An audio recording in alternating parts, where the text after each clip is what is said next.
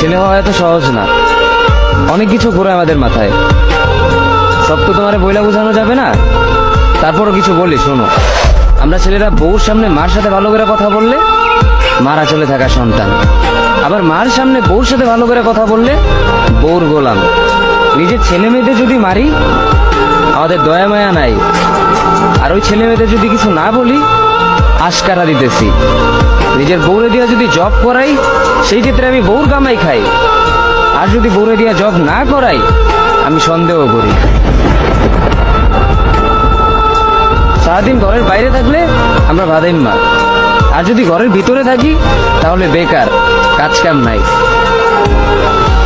আর এই তোমাদের মেয়েদের গায়ে যদি আমরা ভুলেও টাচ করি না আমরা নির্যাতক, আর যদি তোমরা মেয়েরা আমাদের গায়ে হাত তুলো আমরা কাপুরুষ। আর একটা ছেলে কি বা করে পুরো লাইফে নিজের জন্য? মার ওষুধের থেকে শুরু করে বউ বাচ্চার প্রত্যেকটা শখ পালন করার দায়িত্ব একটা পুরুষের। কিন্তু কি লাভ এত কিছু কইরা?